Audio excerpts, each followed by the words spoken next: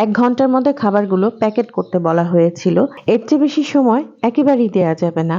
আসসালামু আলাইকুম, সুমনি বলছি সুমনিস ব্লগ পেজ থেকে। আশা করি আপনারা সবাই ভালো আছেন। আমরাও আলহামদুলিল্লাহ ভালো আছি। শুরুতেই বলেছি যে কিছু খাবার প্যাকেট হয়ে আমার দেশ থেকে এসেছিল। তো সেই খাবারগুলো কিভাবে এসেছে, কখন এসেছে, আজকে আমি আপনাদেরকে এই ভিডিওর মাধ্যমে জানিয়ে দেওয়ার চেষ্টা করছি। আশা করি আপনারা সবাই আমার সাথে থাকবেন। আজকে রান্না শুরু করে দিয়েছি সকাল সকাল, তবে বেশি কিছু রান্না করব না। আজকে চিকেন রান্না করব। আর অন্য কিছু খেতে ইচ্ছা করছে না।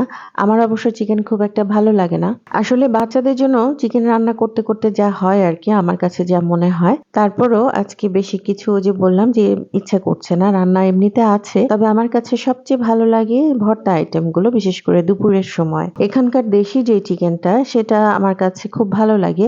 এটা খেতে কিন্তু অসাধারণ। আমার কাছে একটু ডিফারেন্ট মনে হলো। ডিফারেন্ট বলতে এখানকার যে ব্রয়লার মুরগি সেটার চাইতে অবশ্যই এটা মজা, এবং আমার কাছে মনে হয় যেন অন্যরকম। মানে ব্রয়লার মুরগির মতো তো অবশ্যই না। তো যাই হোক, আমি একটু তাড়াহুড়ো করে বসিয়ে দিচ্ছি। যেদিন রান্না আসলে থাকে না, আমার কাছে মনে হয় যেন রান্নাঘরে না আসি। একেবারেই না আসার চেষ্টা করি, কিন্তু তারপরেও যেটা হয় যে রান্নাঘরে তো আর না এসে থাকা যায় না। রান্না তো করতেই হবে টুকটাক, কিছু না কিছু হঠাৎ করে খেতে মন চায়। ফ্রিজে খাবার থাকা সত্ত্বেও এটা ওটা খেতে মন চায়। আর আমার কাছে মনে হয় যে মুরগিটা যদি রান্না করা থাকে ফ্রিজে, বাচ্চাদের জন্য মানে আমার আর টেনশন করতে হয় না। তো আমি যেকোনো একটা কিছু দিয়ে খেয়ে নিই। মুরগি থাকলেও সেটা সমস্যা না। আমার কথা হচ্ছে যে আমি সবকিছু দিয়েই খেতে পারি আলহামদুলিল্লাহ। তবে চাচ্ছিলাম না বেশিক্ষণ থাকতে। আমার খুব একটা ভালো লাগছিল না রান্নাঘরে থাকতে। তো কি আর করা, থাকতে তো হবেই। একটু একটু রান্না করে রেখে দিচ্ছি। তবে চেষ্টা করি যে বেশি করে রান্না করে রেখে দিতে। কিন্তু চিকেনটা আসলে বেশি করে রান্না করে রাখা যায় না।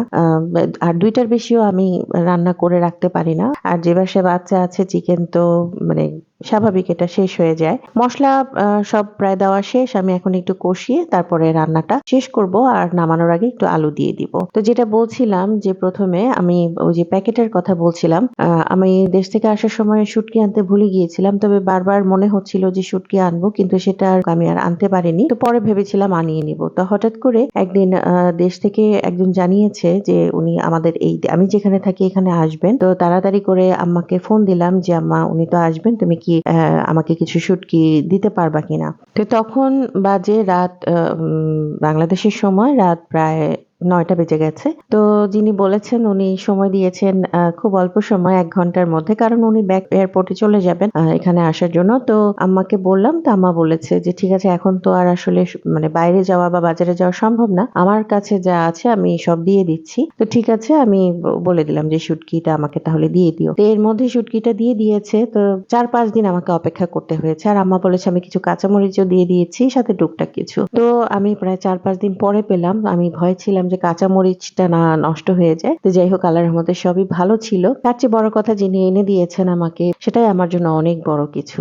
এই হচ্ছে ছোট্ট একটা ঘটনা। রান্নাটা শেষ হলো, আর সত্য ঘটনাটা কেমন লেগেছে আমাকে জানাবেন। আজ এ পর্যন্তই। আল্লাহ হাফেজ।